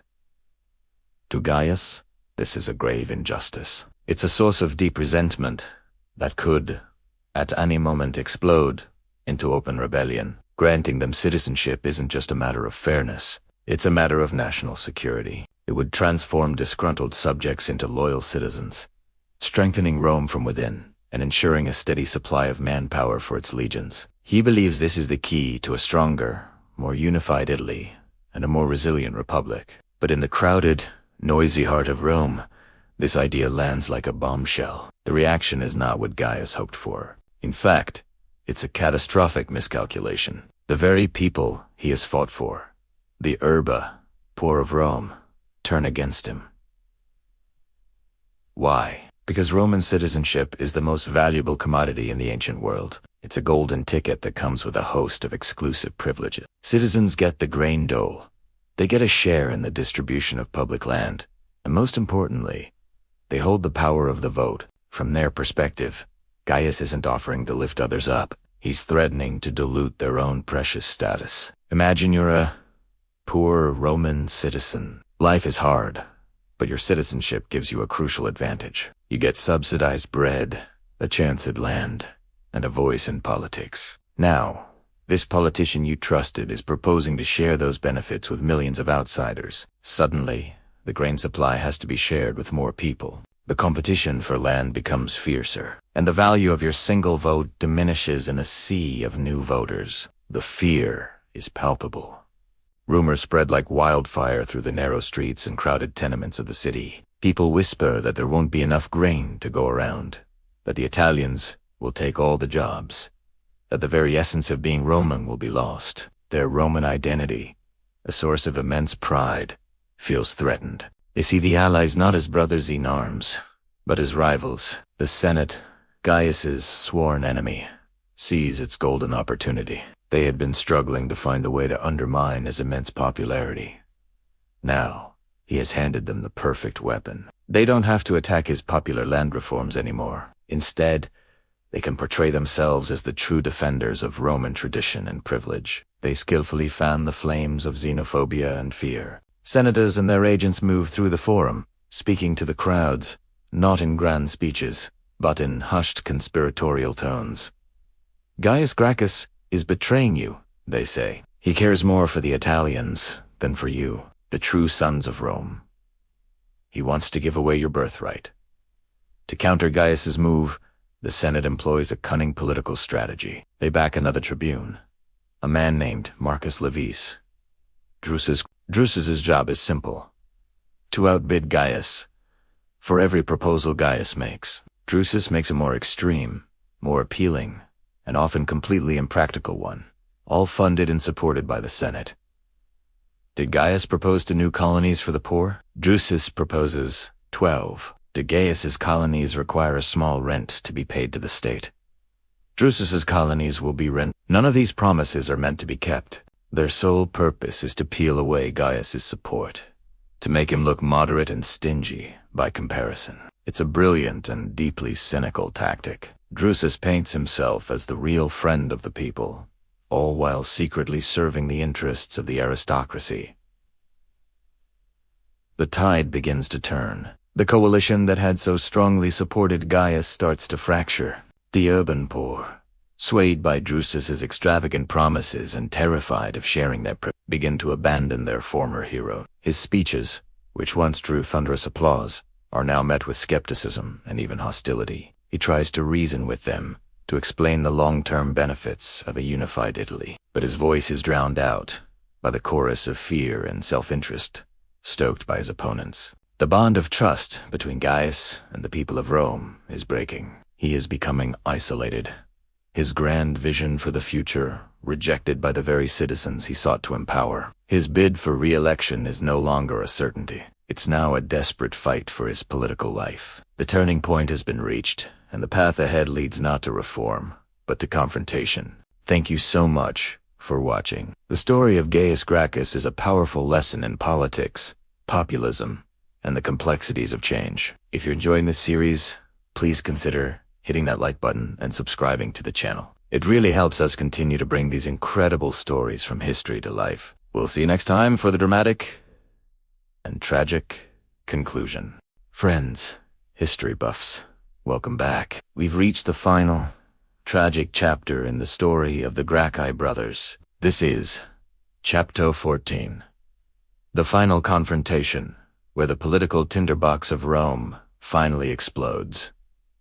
The year is 121 BC, and the city is a powder keg. Gaius Gracchus has lost his bid for a third term as tribune, and his political enemies, led by the consul Lucius Opimius, are moving in for the kill. The reforms Gaius fought so hard for, the very soul of his political project, are on the chopping block. Opimius and his allies in the Senate are systematically dismantling everything Gaius had built. Tensions aren't just high, they're at a breaking point. The air in the Roman Forum crackles with hostility. Every glance is a challenge. Every word a potential spark. The city is divided, not just in the Senate House, but street by street, neighbor against neighbor. The populares, the supporters of Gaius, feel their hopes slipping away. The optimates, the conservative elite, sense victory and are determined to crush the Gracchian movement once and for all. This isn't just political disagreement anymore. It's a fight for the future of Rome, and it's about to get bloody. The flashpoint, the event that lights the fuse, comes during a public assembly on the Capitoline Hill. The optimates are proposing a law to repeal one of Gaius's key pieces of legislation, the founding of a new colony at Carthage. For Gaius's supporters, this is a step too far. It is a direct assault on his legacy and a betrayal of the thousands of citizens promised a new life. As the assembly gathers, the atmosphere is electric with malice. The two factions glare at each other across the open space. A servant of the consul Opimius, a man named Quintus Antilius, pushes through the crowd carrying the entrails from a sacrifice. He's not just performing a ritual. He's making a statement. As he passes by Gaius's supporters, he shouts, "Make way, you bad citizens, for the good." It's a calculated insult, a deliberate provocation. The response is immediate and visceral. A scuffle breaks out, and in the chaos, Antilius is struck down, killed by an enraged Gracchian supporter. A gasp ripples through the crowd. Blood has been spilled. The line has been crossed. There is no going back now. The death of Antilius is the pretext Opimius and the Senate have been waiting for. They seize the opportunity with ruthless efficiency. That night, they carry the body of the slain servant and display it in the Forum, turning him into a martyr for their cause. They whip up public fear and anger, painting Gaius and his followers not as political opponents, but as dangerous revolutionaries, enemies of the state. The next day, the Senate convenes in a state of manufactured panic. Lucius Opimius, in a dramatic speech, accuses Gaius of inciting murder and plotting to overthrow the Republic. He calls for extreme measures, and the Senate, now firmly under the control of the optimates, responds. For the first time in Roman history, they issue a decree known as the Senatus Consultum Ultimum, the ultimate decree of the Senate. This is essentially a declaration of martial law. It gives the consuls the power to do whatever they deem necessary to protect the state, bypassing normal legal procedures. The decree's chilling words are, "Let the consuls see to it that the state suffers no harm." This is a constitutional nuclear option. It suspends civil liberties and gives the state a license to kill its own citizens. The final confrontation is no longer a matter of debate. It's a matter of life and death. With the asterisk senatus consultum ultimum asterisk in hand, Opimius mobilizes his forces. He arms his supporters and even calls upon Cretan archers who happen to be in the city. Rome is no longer a republic governed by law. It's a city at war with itself. Gaius and his key ally, the former consul Marcus Fulvius Flaccus, know they are in mortal danger. They and their supporters retreat to the Aventine Hill, one of the 7 hills of Rome and a traditional stronghold of the plebeians. It's a desperate, symbolic last stand. They fortify their position, turning the Aventine into an armed camp.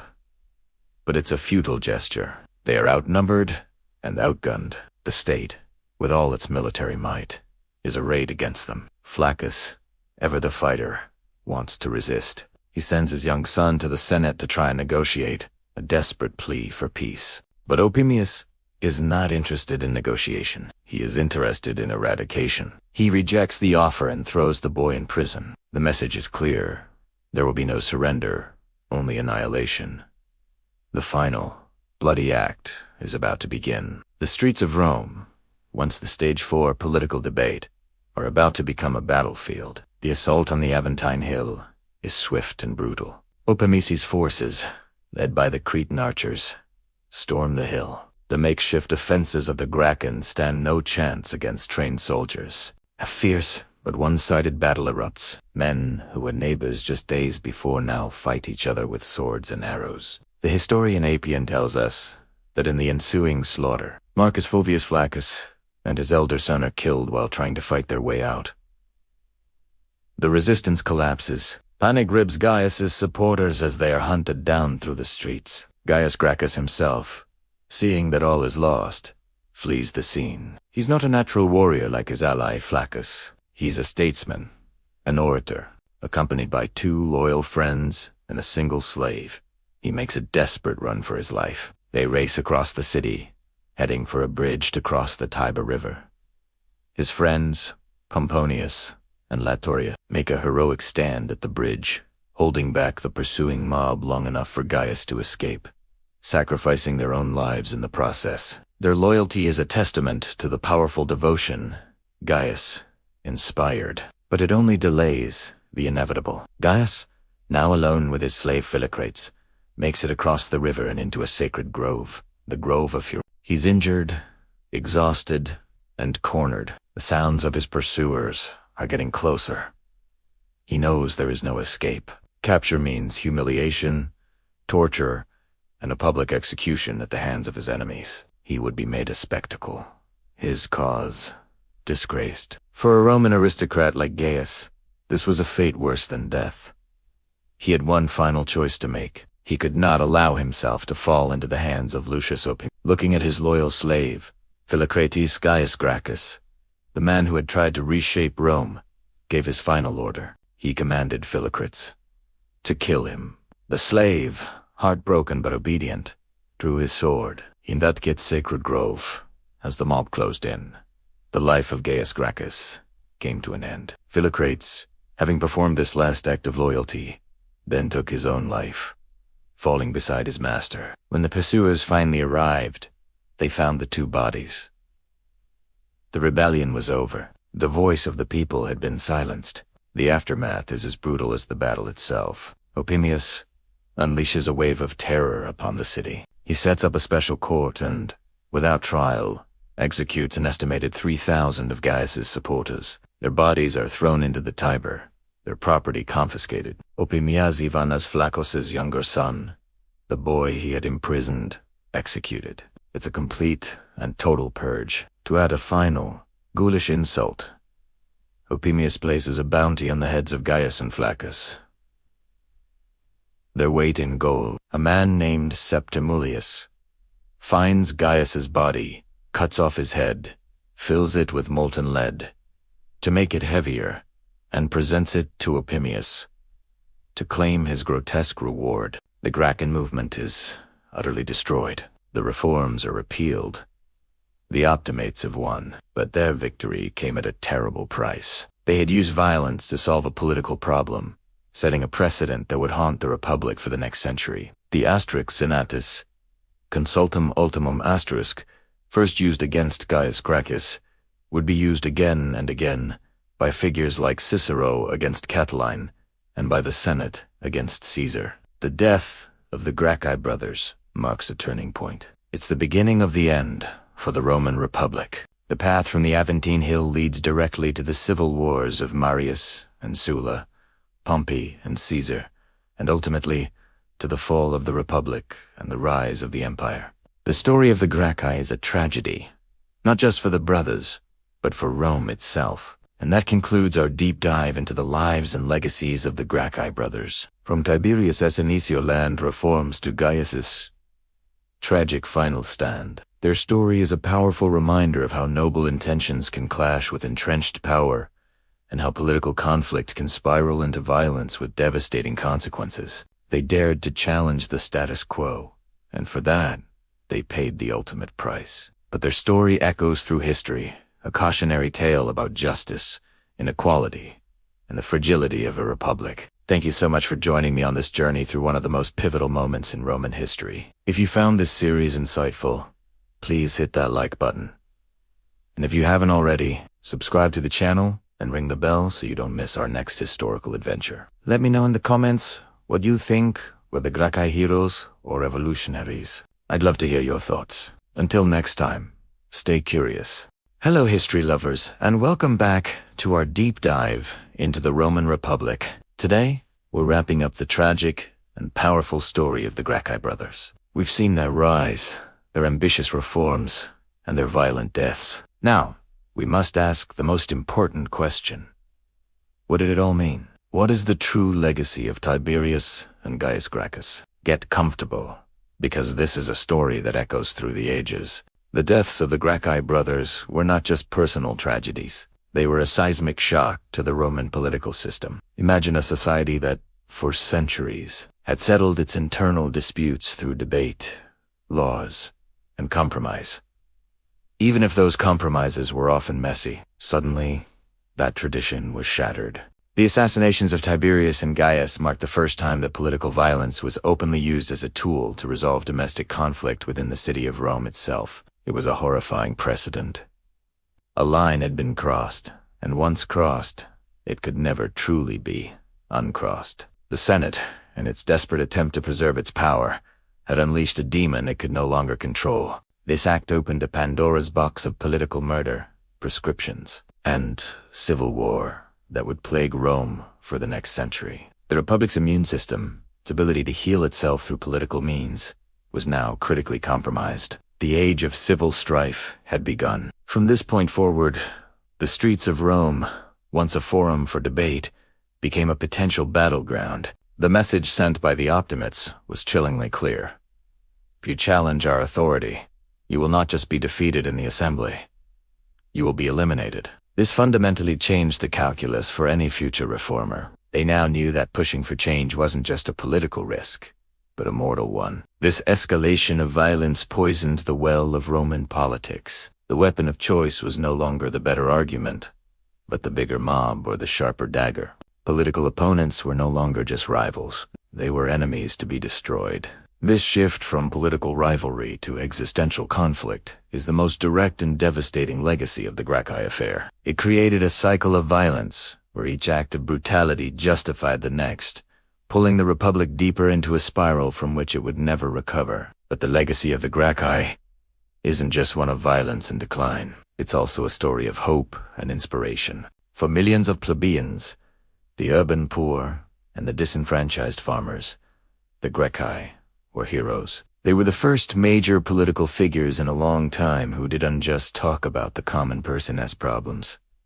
They tried to solve them. They saw the injustice, the poverty, and the loss of land, and they dared to act. Tiberius with his land reform, and Gaius with his broad suite of social programs became symbols of compassion and justice. They represented the idea that the Republic had a duty to care for all its citizens, not just the wealthy and powerful. This image of the Gracchi as champions of the people would endure for centuries, a powerful counter-narrative to the one told by the senatorial elite. They became martyrs for the cause of social reform. Their story became a powerful symbol, a political myth that could be invoked by anyone who sought to challenge the established order. The Gracchi proved that it was possible to rally the masses and bypass the Senate's authority by using the power of the popular assemblies. They showed that the voice of the people could, for a time, be louder than the decrees of the powerful. This was a dangerous and intoxicating idea. It planted a seed in the minds of ambitious men who would come later. The Gracchi provided a blueprint,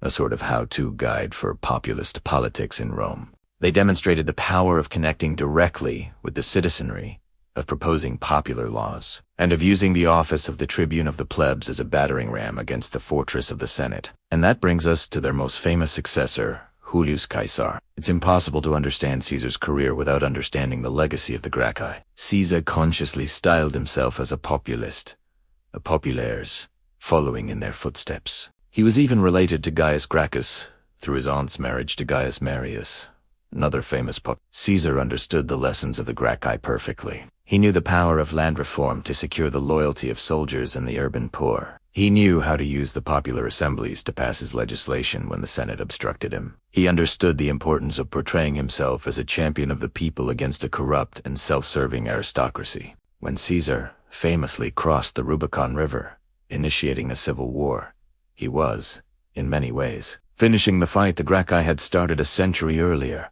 However, Caesar also learned from their mistakes. The Gracchi had the popular support, but they lacked the military muscle to protect themselves. They relied on the power of the mob, which proved fickle and ultimately insufficient against the organized violence of the Senate. Caesar would not make that mistake. When he challenged the Senate, he did so at the head of a battle-hardened, fanatically loyal army. He combined the populist politics of the Gracchi with the military might they had lacked. This combination would prove unstoppable. It would be Caesar who would ultimately deliver the final death blow to the Republic, paving the way for the rise of the Roman Empire. And in his shadow, we can see the ghosts of Tiberius and Gaius Gracchus. Their ideals of reform, when combined with military power, transformed the Roman world forever. So, how do we remember the Gracchi brothers? As reckless demagogues who destroyed the Republic, as the senatorial elite claimed, or as heroic martyrs who died fighting for the common person? The truth,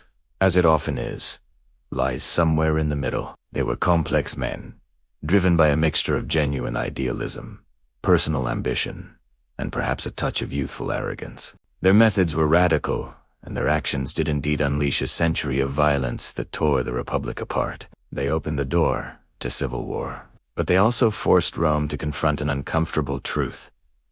The Republic was failing its people. The vast inequality and social injustice were cancers eating away at the heart of the state. The Gracchi tried to perform surgery, but the patient was too sick, and the instruments were too crude. Their tragedy was that they identified the disease, but their proposed cure was so violently rejected that it ended up killing the patient anyway. They stand as a timeless warning about the dangers of unchecked power and entrenched inequality. Their story teaches us that when a society refuses to reform, when it silences the voices calling for justice, it risks paving the way for its own destruction. The legacy of the Gracchi is therefore a dual one.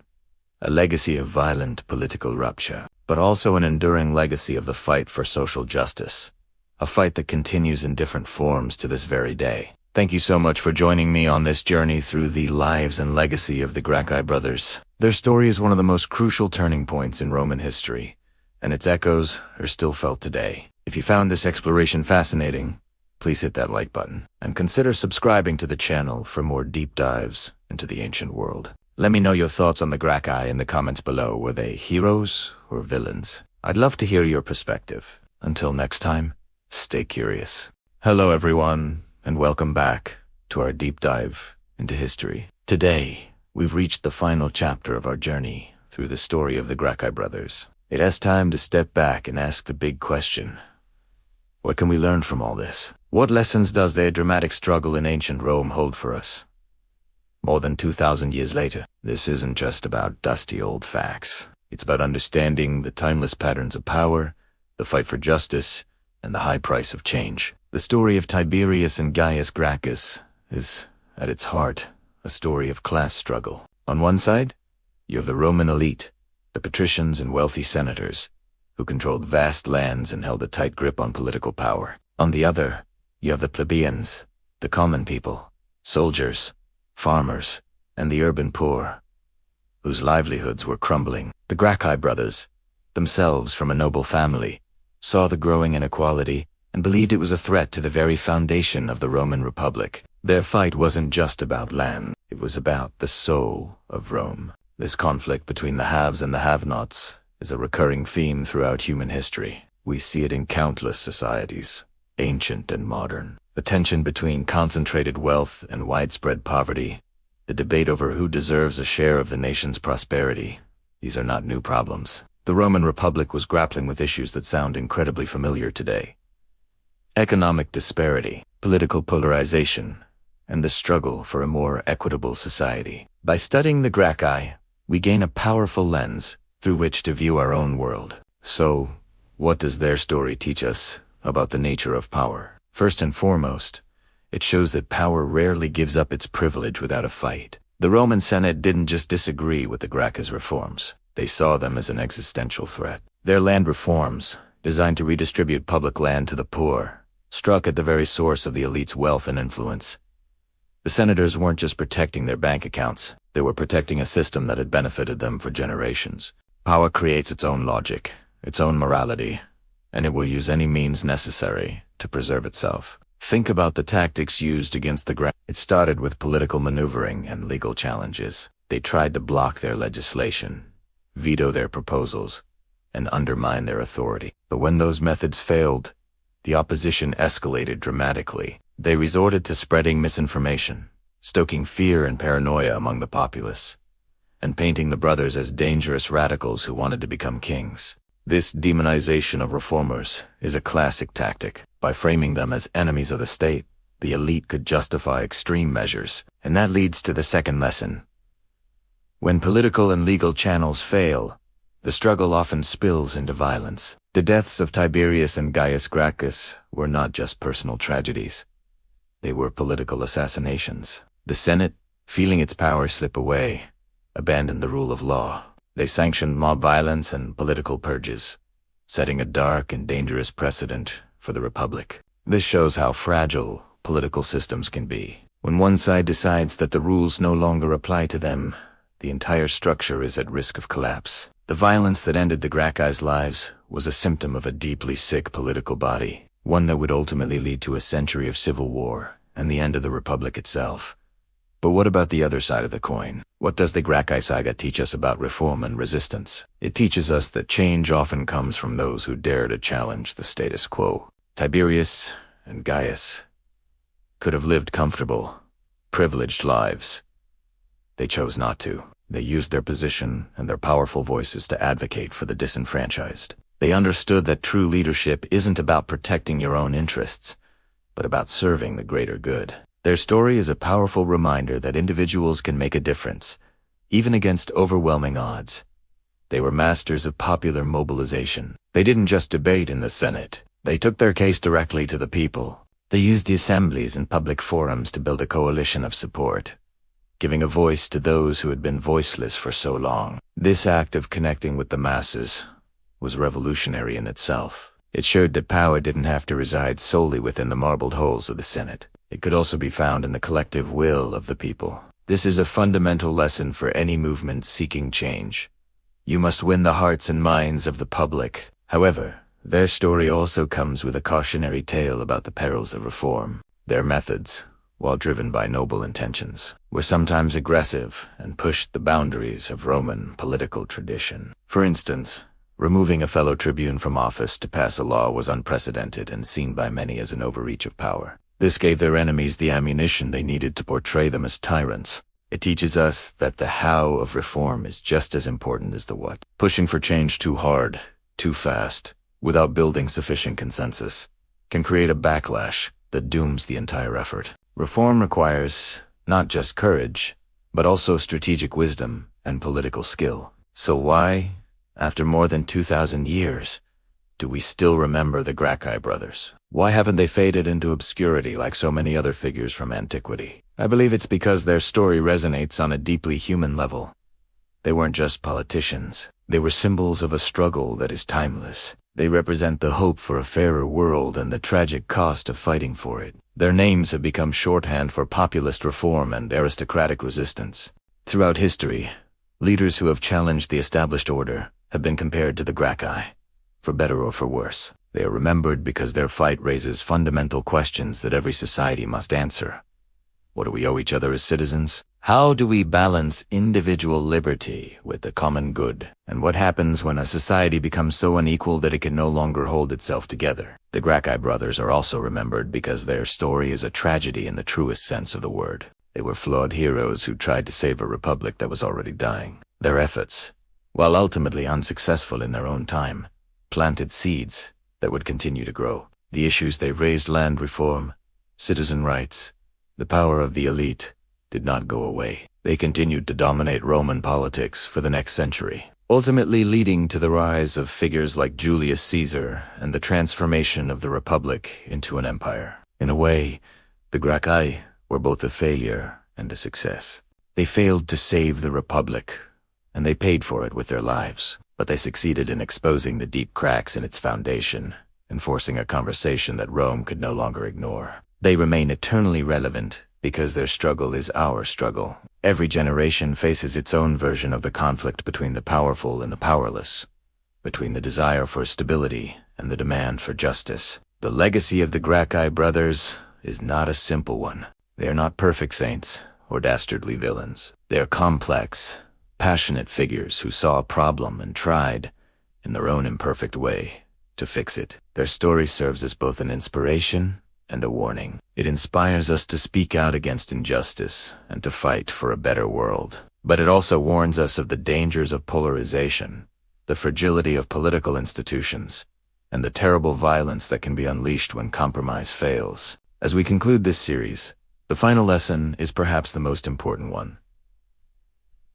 History is not just a collection of stories about the past, it is a mirror. In the struggle of the Gracchi brothers in ancient Rome, we can see reflections of our own challenges, our own hopes, and our own fears. By understanding their story, we can better understand ourselves and the world we live in today. Thank you so much for joining me on this incredible journey through one of history's most compelling chapters. I hope it's given you a lot to think about. If you've enjoyed this series, please consider hitting that like button, and be sure to subscribe and turn on notifications so you don't miss what's coming next. I'd love to hear your thoughts on the Gracchi in the comments below. Thanks again for watching, and I'll see you in the next video.